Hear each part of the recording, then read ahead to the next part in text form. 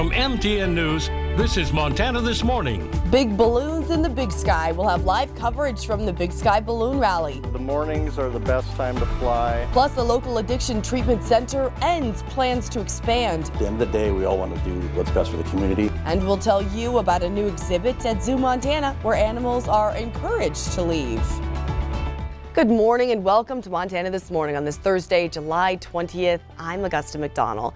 First, this morning, summer weather is ramping up across the country and even right here in Billings. This is the scene in North Carolina where a tornado ripped the roof off a Pfizer pharmaceutical plant. Thankfully, at this time, there's no reports of injury or death. Pfizer officials say they are, quote, assessing the situation to determine the impact on production.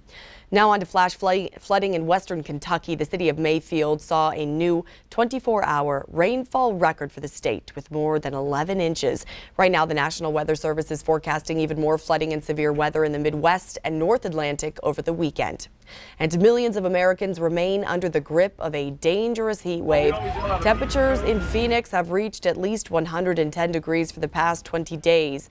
The daytime high neared 120 in Phoenix yesterday. A heat wave will come crashing on us here in Billings this weekend, too. In fact, city leaders say it's going to be too hot to host Sunday's Lyle Lovett concert outside. The skate park was supposed to be the venue, but now it's being moved inside to the Alberta Bear Theater. So, Miller, you've been kind of teasing those triple-digit temperatures for over a week now, watching for Sunday to Monday. Do you still think we're going to hit that? There is a good chance, especially Sunday and Monday. Do something a little different here. Let's go ahead and show you the 7-day. Usually show that at the end, but let's go ahead and show that at the beginning just to give you an idea. As we're going to be heating up, near seasonal today. Getting hotter tomorrow, a lot of us into the low 90s, and then as we get into Saturday, Sunday, Monday, Tuesday, that's when things really start to heat back up. These are going to be the warmest temperatures of the season so far. Here in Billings, I think our high so far for this summer, 92 degrees, so we're due for those triple digits, and Sunday, Monday, our best opportunity. We're going to give you some tips on how to stay safe in the heat coming up here in just a bit. Right now, we do have a little bit of smoke at the surface this morning. That Canadian wildfire smoke still funneling into the area. For most of us, the air quality should be okay today, but for those with respiratory ailments, you just want to use caution heading outside. 57 right now at the airport, winds out of the north at about 6 miles an hour. Temperatures across the area mainly in the 50s as we get up in Adam. Highs today, mid to upper 80s, maybe even some 90s.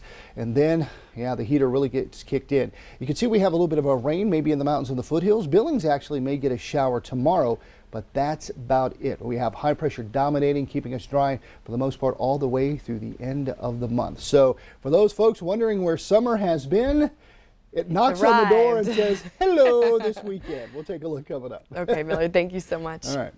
And some smart Billings girls are learning a new language this summer, though it's not one you might expect. I visited their summer camp and found out more. It's not a language you can speak, but it might be the most popular in the world. I really just kind of wanted to learn how to code and stuff. And we're going to be making apps today, and it's going to be super fun. Code Girls United kicked off their summer camps in Billings this week, teaching girls the language of computer science. This summer's theme, coding groovy unicorns. How do you make that sound? Is that what you're testing? You just tap on the unicorn. Yeah. Very cool. It looks fun, and it sets a course for the future. We teach computer science concepts because we're creating pathways for Montana girls to get good paying, flexible jobs. The earlier the better when it comes to teaching girls math and science concepts. The programs are open to 4th through 8th grade. This is when they're open to the learning. This is before those fields are not cool by the time they get to the age where, in junior high and girls are maybe pursuing sports or pursuing dance or other kind of activities.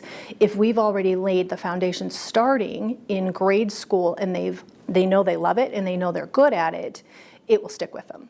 The girls learn to code and how to sell their digital creations. They have to write a business plan for their app as part of the course, an important skill that may one day land their inspired ideas in the App Store. So if you could make any app in the world, what would you want it to be? I would want it to be about like math and stuff, so people could learn more about math, because I love to teach my brother about math. Every school year, over 400 girls across the state attend Code Girls after-school programs. Proud of day one so far? What you guys made yesterday? Building on skills that could be learned in free summer camps, just like this one.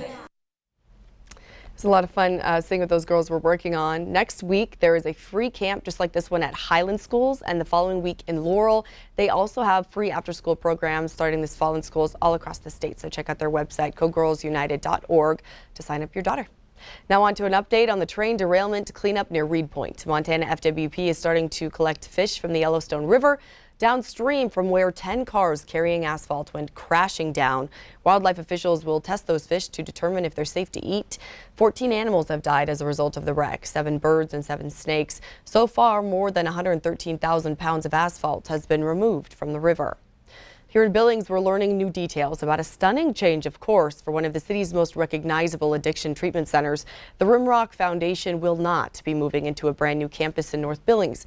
As Q2's Kelsey Marison reports, that decision might end up hurting the growing number of locals suffering from addiction. This building has been the planned new campus for the Rimrock Foundation for nearly 2 years, but recently those plans were scrapped, creating an unclear future for the expansion. Things turned quickly, I guess. It's been a hectic first few months for new Rimrock Foundation CEO Jeff Keller. Things were booming pretty good. We were doing really well in fundraising, and the board was behind it. In September of 2021, the foundation announced its plans for a new campus on 6th Avenue North that would double the facility's capacity, bringing all of the services together under one roof. The need is growing, and that's unfortunate. But the changing economy threw a wrench in its plans. The board decided to pause construction, and during that time was presented with an offer too good to refuse. While we were on pause, about 6 months into it, 7 months into it, we were approached by a motivated buyer to look at it, and the board decided, we don't know what the outcome is going to be with the economy. This is a good opportunity to maybe pursue that with a motivated buyer, and we did. Now we're looking at what the next opportunity is. It, however, means those on a treatment waiting list will have to wait even longer. Yes, there is a concern as there's more and more people coming to the east side of the state. There's the Rimrock, if you will, counterparts that are on the other side of the state that are closing their doors. Keller does have hope for other agencies to step up in the meantime. We have a Substance Abuse Connect group out there, and Zach Tarakitis is doing a great job of getting us all at the table and to figure out what our strengths are. Let's not compete, let's get together. But this is no doubt a blow to a growing population. The waiting list is long, but we're doing the best we can to get people in as fast as we can. It's not all cupcakes and rainbows, but at the end of the day, we all want to do what's best for the community. In Billings, Kelsey Marison, MTN News. Thank you, Kelsey. This morning, members serving on the Red Lodge Airport Board want to make some upgrades to the facility, but to pay for it, they're planning to ask for funding from the FAA. However, these plans are sparking a dispute with the city over land boundaries. The airport sits on 140 acres west of town, but Red Lodge Mayor Kristen Cogswell says much of that land is used by city services and for event parking. The board thinks it's all theirs, and before they can submit a grant for federal funding, they need to know exactly where those boundaries are. We need to make sure that the land that we do have is being used responsibly, and especially in the financial department. It's a very critical piece of infrastructure that needs to be perpetuated. Find some middle ground so we can get this resolved and move on. And this is really another classic city-county debate. The airport road is made up of 3 Carbon County commissioners and 2 representatives, each from Bridger and Red Lodge. Mayor Cogswell tells Q2 she believes both sides will be able to come to an agreement, and we'll continue to follow that story. Now let's head over to Zoo Montana, where officials are unveiling a new exhibit for animals to come and go as they please.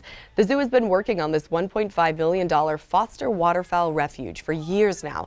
Leaders hope it becomes a natural fly-through for migrating birds. They're even going to add some fish for the fowl to feast on early next year. Our friend Jeff Uwalt tells us what makes the exhibit so unique. And it's been a personal vision of mine to see something like this for 12 years now, but it's been a vision of the zoo for a lot longer than that. And so to actually have today be here and have this habitat come to fruition, it's a dream come true. We get emotional about it because it's been something we've been thinking of for a long time. I was amazed. It turned this wasteland into a nice wetland. Congratulations on the new facility, Jeff. The refuge is named in honor of the foster family of Billings.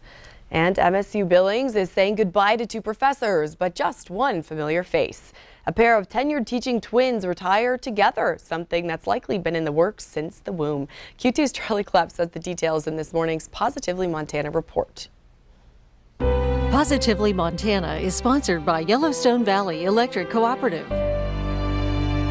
After 40 years of teaching here at MSUB, 2 teachers who are actually identical twin sisters are retiring and moving on with their lives. It's a life change that can be a little scary, but for them, it's just another one that they'll face head on together.